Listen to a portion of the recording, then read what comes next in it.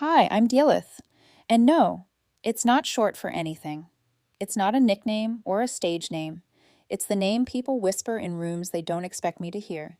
It's the name they snicker at in rooms they do expect me to hear, especially my sister.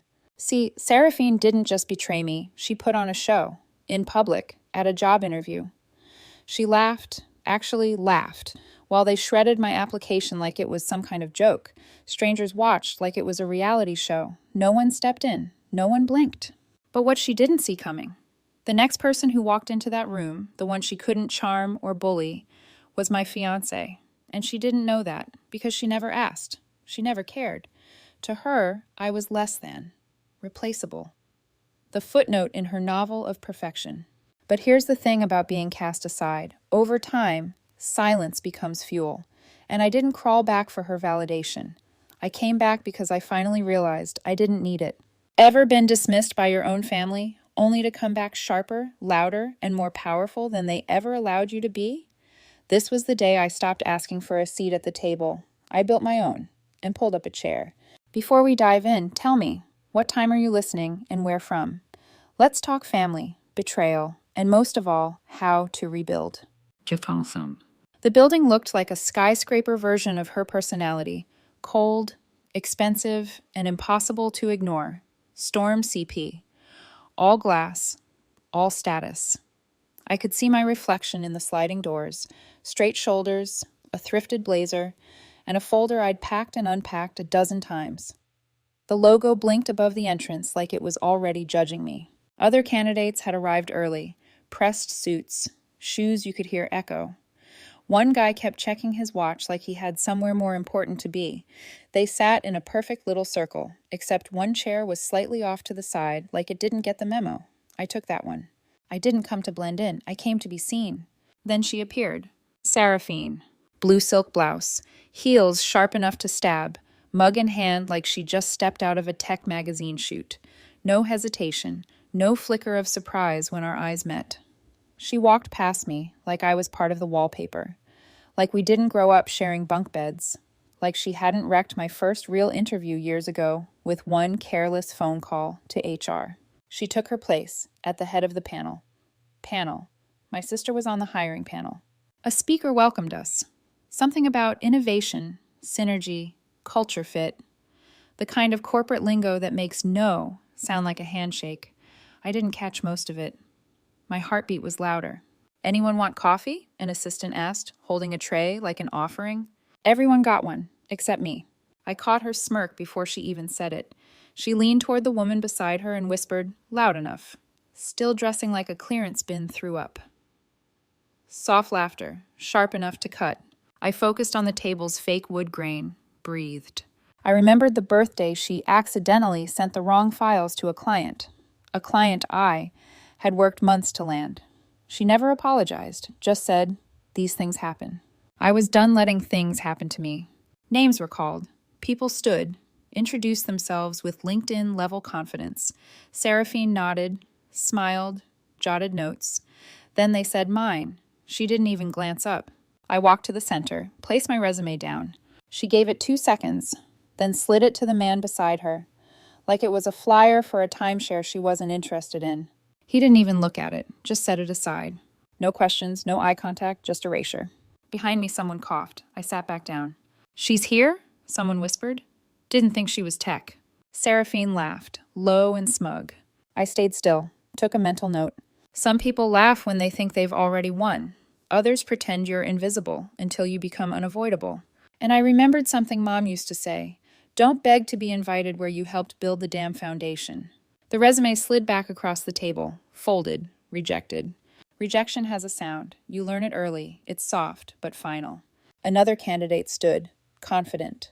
Gold watch flashing, Yale ring catching the light. Talked about leadership journeys. The panel loved it. Claps, smiles. It was like I had never entered the room. Until Greg, the senior exec, looked my way, smirked, twirled his pen. So, he said, like he was humoring a child, what makes you think you're ready for the big leagues? I opened my mouth, but Seraphine beat me to it, snatched my resume, clicked her pen, and bled red ink across the page. Wrong major, wrong look, wrong everything. Then, in big block letters, unqualified. She dropped it like a verdict. I didn't blink. I led the AI ethics redesign for 3 platforms, I said, voice calm. Scaled predictive systems that cut latency by 34%. The framework, she cut me off. Still chasing your little dream projects? More laughter. I looked at her, not the image, not the power suit, but the girl who once read my diary out loud to a room of her friends, the one who made me believe I'd always be second tier. She didn't see me, not really. I may not look like what you expect, I said, steady, but the results are real. You just didn't bother reading them. Greg leaned back. We've seen enough. Appreciate the optimism. The panel moved on. Someone folded my resume neatly, like a rejection letter from a school I never wanted to attend. Good luck finding something. At your level, he said. Retail, maybe? I stood, took it in silence, then said, I'll let you know, and walked out. But I wasn't leaving. Not really. I didn't stop walking until the glass doors closed behind me, sealing the sting inside that building. Midtown buzzed like it always did. Horns, sirens, engines coughing out impatience. I let the crowd carry me 2 blocks away until I found a cafe I liked. Cramped, dusty, the kind of place where no one asked questions and no one pretended to care. It always smelled like burnt espresso and missed opportunities. I ordered a black coffee I wouldn't drink, sat near the window, opened my folder like it still held something worth reviewing. There it was, my resume. Red ink still wet, smudging like a slow wound. The word unqualified, bleeding into my accomplishments like a watermark I couldn't scrub out. It didn't sting the way it used to. Maybe because I'd been called that so often, the word had started sounding more like a dare than a sentence. Or maybe because that word had nothing to do with what I'd built, and everything to do with how uncomfortable it made her feel that I'd built it without her. My eyes drifted to the street, but my mind pulled me back. Age 24, my first real job offer almost within reach. I'd created a nonprofit data platform. I'd spent months tweaking the UX, crafting the back end until it was clean and lean. I was proud, naively proud. And one night, I made the mistake of showing it to her. She was consulting for a boutique firm then, nodded politely, glass of wine in hand, said, interesting approach.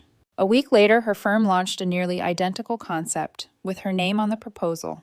When I confronted her, she smiled and said, I never said it was mine, but if someone else connected the dots, that's not on me. Technically, she hadn't lied, but technically is where betrayal hides best. I told Dad. He didn't flinch, just raised a glass and toasted. To my girls, Seraphine the visionary, Dith the kind one. Kind. That word clung to me like lint, like something that couldn't possibly lead, couldn't possibly build empires. I stared at the red ink again and realized this wasn't just sabotage. It was a loop I kept stepping into, thinking next time would be different. I pulled out my phone. My inbox was open to a drafted resignation from a small startup I'd been consulting for. I thought I was wasting time there, thought I should aim higher. My finger hovered over send. Then I deleted it. Not this time. She didn't get to erase me, not again. My coffee was ice cold now. My phone buzzed, Elias. How'd the interview go? I typed exactly how she planned it to. Paused. Deleted it. Typed again. Fine. And I meant it, because I wasn't done.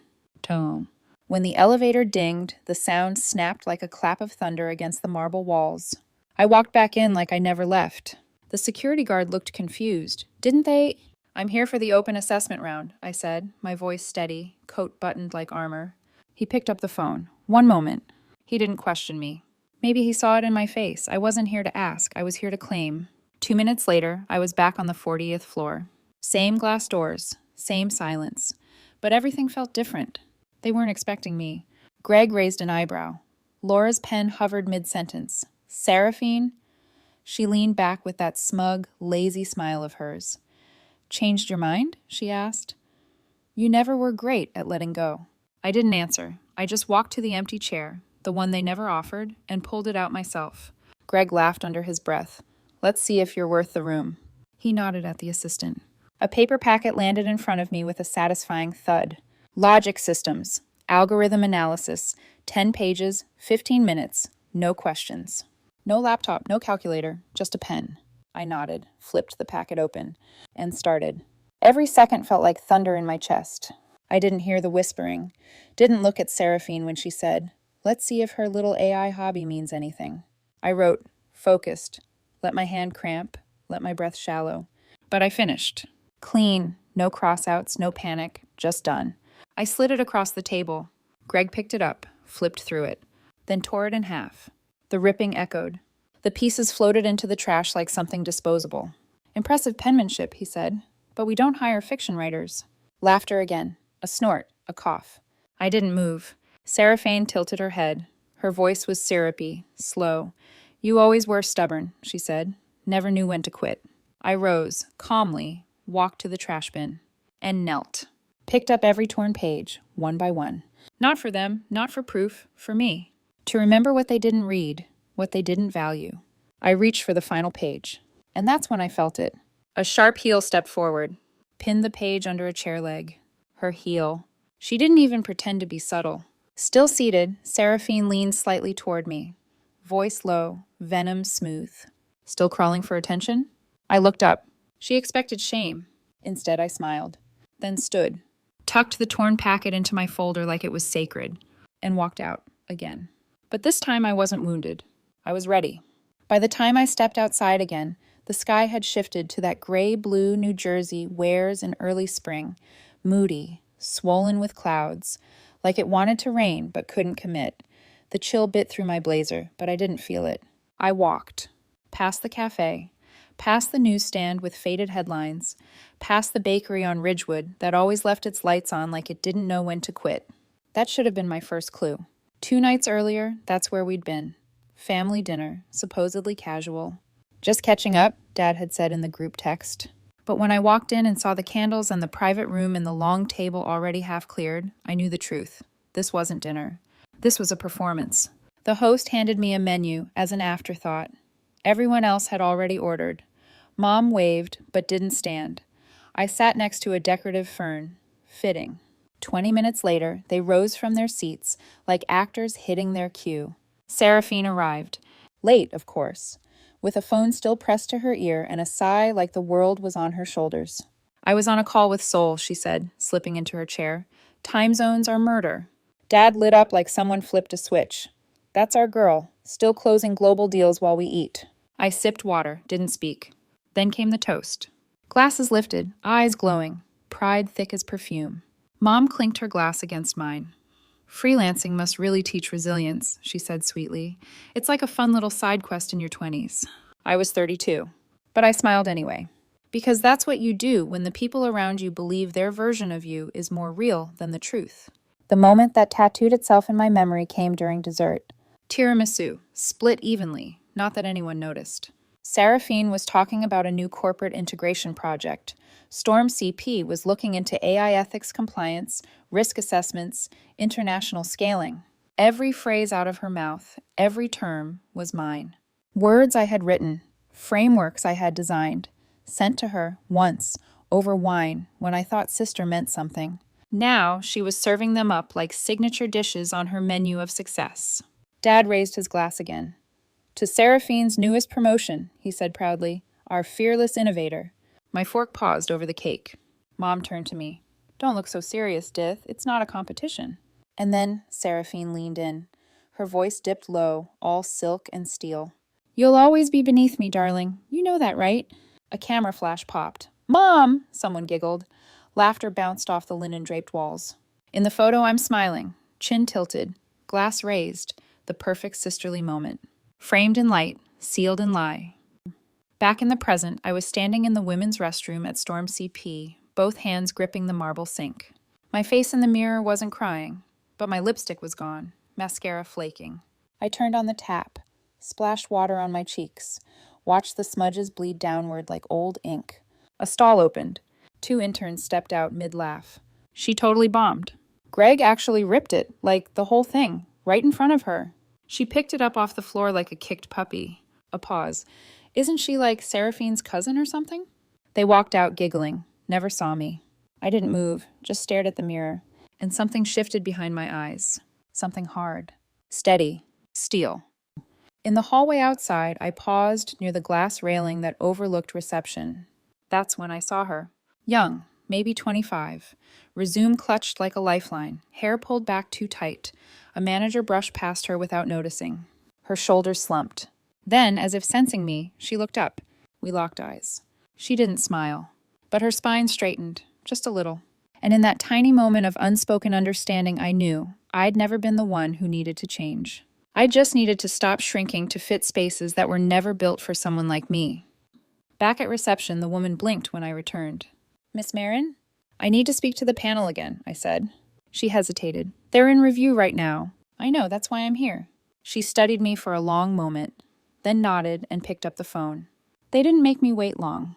I was escorted again to the same glass conference room.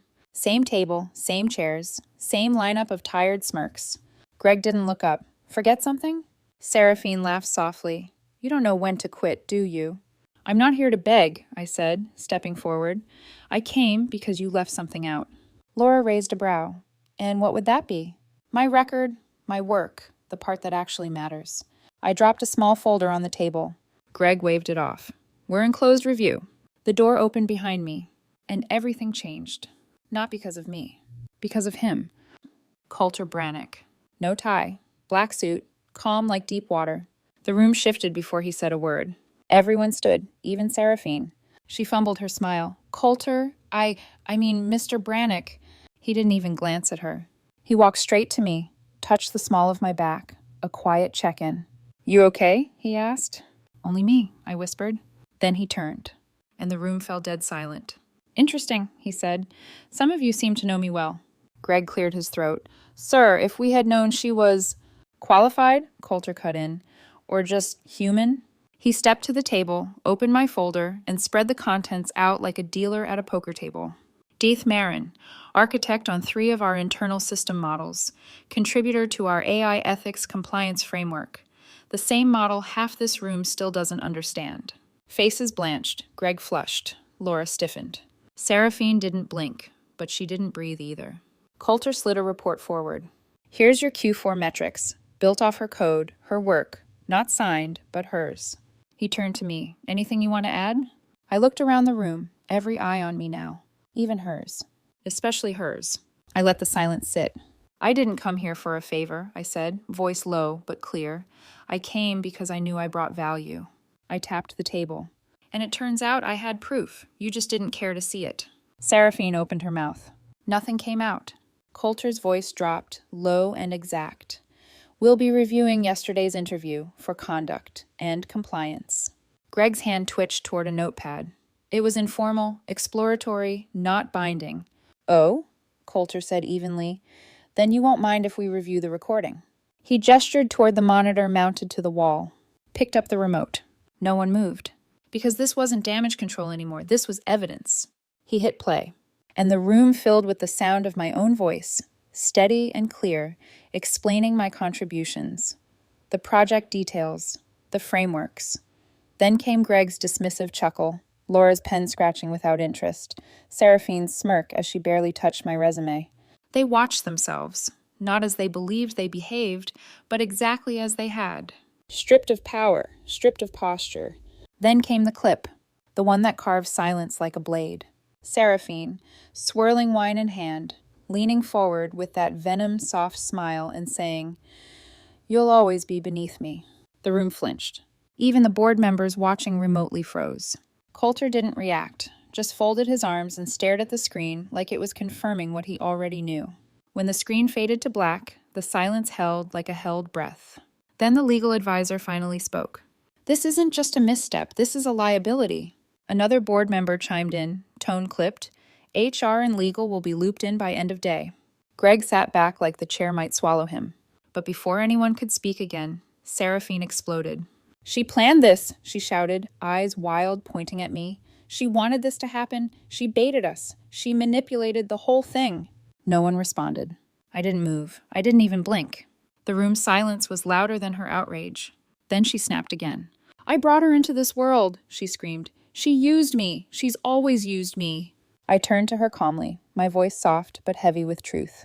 For the first time, I said, someone chose me, and you made sure no one else did. Gasps rippled across the table. But I wasn't angry anymore. I wasn't even hurt. I was just done. Coulter leaned forward, tone controlled, giving her one final chance. So you admit you interfered with her application? That you compromised internal hiring processes? I was protecting the company, she yelled, from nepotism. I gave a small, knowing smile. The only nepotism here was you protecting yourself from being compared to someone you never thought would rise. Greg looked down at his shoes. Laura quietly closed her laptop. And then Coulter placed one last folder on the table. There's one more thing, he said. Something Seraphine didn't know we had. Her face dropped. What now? He slid out a single page. Crisp. Unmarked except for the heading. Applicant history. Marin Dith. The legal advisor leaned in and read it aloud. These notes were added to her 2019 application. Metadata confirms the login used to append them. Seraphine's. The room stiffened. He read slowly. Displays resistance to feedback. Would not be a cultural fit. History of unpredictable collaboration. These weren't just snide remarks. They were sabotage. Career enders. You altered internal files, Coulter said, not raising his voice. You deliberately blocked her advancement. She clung to me, Seraphine screamed, unraveling now. She needed me. I was trying to help her realize she wasn't built for this. You're done, Coulter said, simply, quietly. Effective immediately. No drama, no shouting, just clarity. Security appeared, almost like they'd been waiting in the wings. She stood, stunned, eyes darting from face to face, looking for anyone, to defend her. No one moved. No one even looked at her. But just before she reached the door, she spun back around, desperate to land one last strike. She's not innocent, she shrieked. Look at what she sent to a client. She slammed her phone on the table, a screenshot. My name, my signature, the subject line, a walking disaster in heels. It looked bad, real bad. Except, I knew it was coming. I reached into my bag, pulled out a black binder, and placed it in front of legal. This, I said, voice calm, is the server log from 2 nights ago. That email, it was sent from Seraphine's IP address, under her temporary admin credentials. Gasps again, but this time, no one was shocked. They were relieved, like the room had finally exhaled. Greg leaned back in his chair. Laura quietly packed her things. Even the assistant, who'd once smirked behind her mug, now stared at the table. Coulter nodded slowly. Forging credentials to frame a colleague is more than unprofessional. It's criminal. You'll be hearing from legal, the HR rep added. Seraphine's voice cracked. You think you're better than me now? Just because he picked you? I didn't raise my voice. No, I said. I'm just done being beneath you. Security didn't have to touch her. The silence escorted her out. And when the door closed, the room finally breathed again. Coulter didn't wait. He turned to the board. I move that we reinstate Dith Marin to her original consulting position, full-time, project lead authority. All in favor? He asked. Every hand went up. The HR director stood. Effective immediately, you are being offered the role of lead strategy consultant. Seraphine's former office is yours. I looked toward the corner office. Skyline view. Designer chairs. Clean power. I shook my head. No, I said. I'd rather sit near the dev floor. Closer to the people who actually build things. There was a pause. Then Coulter smiled. Welcome home. As I signed the paperwork, Laura slid a small, folded note across the table. I opened it. We're glad you're finally where you've always belonged. I didn't write back. I just smiled and walked out. Not to escape, to begin. The paper made a soft sound as I slid it into the box. Quiet, forgettable maybe to anyone else, but to me it thundered. A clean fold, still faintly streaked with red ink. The word "town unqualified" now looked less like an insult, more like a receipt. A receipt for every night I stayed up working. For every silent meeting where my name was never mentioned. For every accomplishment someone else wore like it was theirs. I clipped a note to the top, handwritten. Let this help someone who's still learning not to shrink. That resume, it wasn't shame anymore. It was proof. Proof that I survived being erased and learned how to write myself back in. Outside, the city had shifted into gold. That hazy, early evening light New York does best, where concrete glows and everything feels like a movie frame. The buzz of the street didn't swallow me like it used to. I walked slow. Not because I was tired, because for once, I didn't have to rush to catch up. Back upstairs, I returned to the floor where I'd left my things, past the office that used to belong to Seraphine. The door stood wide open now. A cleaning crew was inside, peeling back layers of her empire, taking down framed quotes and perfectly arranged succulents and leadership books with dustless covers. One of them held up a print that used to hang behind her desk. Winners write the rules. I paused. Long enough to look, not long enough to remember it wrong. There was nothing I wanted to say, nothing I wanted to reclaim. That space never belonged to me, not because I couldn't take it, but because I'd outgrown the need for it. I turned the corner and nearly walked right into her. Not Seraphine. Her. The young woman from earlier. The one clutching her resume like it was a shield. Hair pulled back too tight. Hope flickering behind exhaustion. She gasped a little when she saw me. "They called me back," she said breathlessly, "for the role you told me to apply for." I waited. "I start next week." I met her gaze. Steady. Real. "Good," I said. "You deserve it." She didn't beam. Didn't jump. Just smiled. The kind of smile you give when someone finally sees you. Really sees you and doesn't flinch. And I knew. That moment, that was the win. Later, in my new office, not the corner suite, but a sunlit nook tucked closer to the development floor, I finally sat down. Really sat. The air smelled like lemon cleaner and brand new possibility. The team's voices floated in through the open door, collaboration in motion. I dropped my bag beside the desk with a soft thud, opened the top drawer, pulled out the torn test, taped it back together, edge by edge. The rip ran jagged across the middle like a scar, and that felt right. I pinned it to the corkboard above my monitor. Not as a reminder of her, not of Greg, not of that room, but of me. The girl who picked up her own shattered pages, held them steady, and didn't cry. The girl who stopped choosing desperation and chose dignity instead. My phone buzzed. A message. Tanads. I didn't see everything before. I'm sorry. I stared at it for a long time. Didn't respond. Not out of anger. Out of clarity. He didn't owe me closure, and I didn't owe him a performance. Some bridges don't burn, but they don't rebuild either. I leaned back in my chair. Sunlight streamed across the corkboard, catching the edges of the taped paper like gold thread woven through fabric. And she told me I'd always be beneath her. Turns out I just needed to stop standing in her shadow. Maybe that's what it had always been. Me, trying to earn a place in a family that only reserved seats for applause. But maybe, just maybe, some of us were never meant to sit there quietly. Outside my window, someone laughed. A cab sped by. A dog barked. The city moved forward. And finally, so did I. If you've ever stayed quiet because you thought they were right about you, maybe it's time to speak.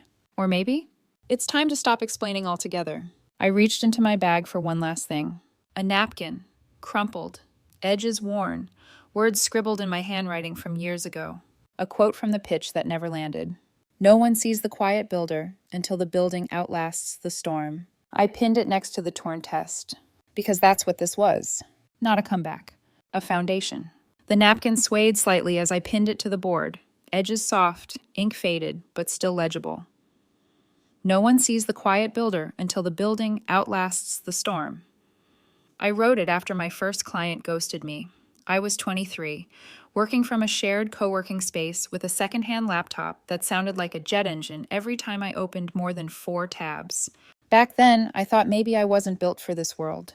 The sharp suits, the loud voices, the perfectly rehearsed confidence. People like Seraphine knew how to take up space. I knew how to be useful in the background. Or so I believed. But the truth was, I didn't need timing. I needed time. Time to stop folding myself into other people's success stories. Time to stop apologizing for taking up space in rooms I helped build. Time to realize I wasn't fragile. I was just tired of asking. When I left that evening, the hallway was quiet. Most of the team had already clocked out, but someone had left a sticky note on my new office door.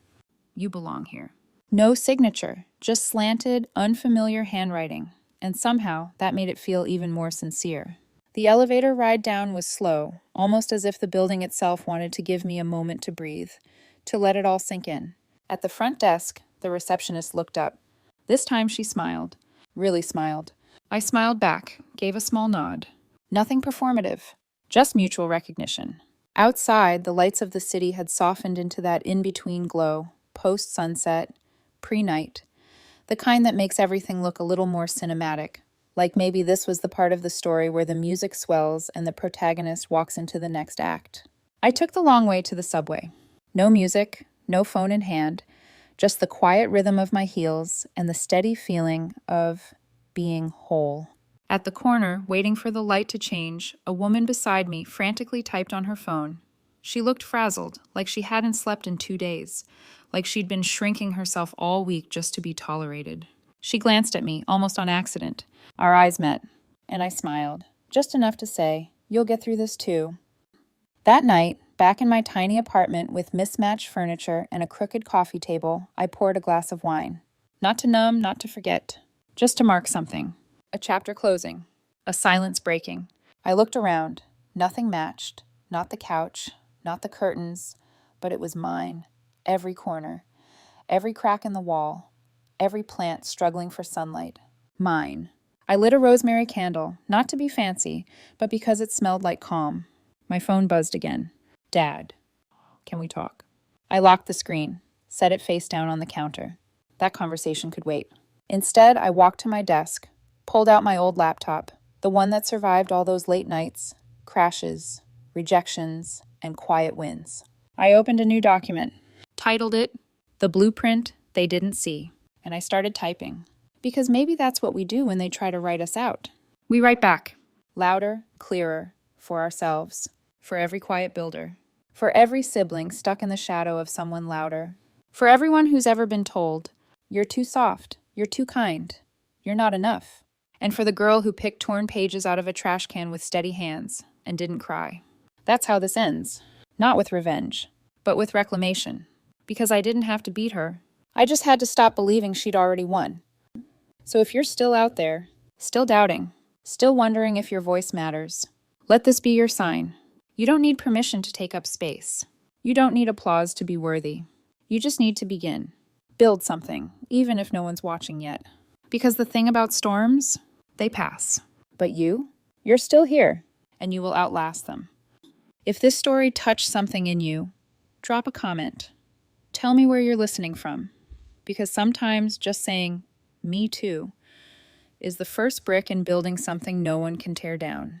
And don't forget to subscribe. There are more stories like this, more truths waiting to be told, especially the ones that begin where everyone expected them to end.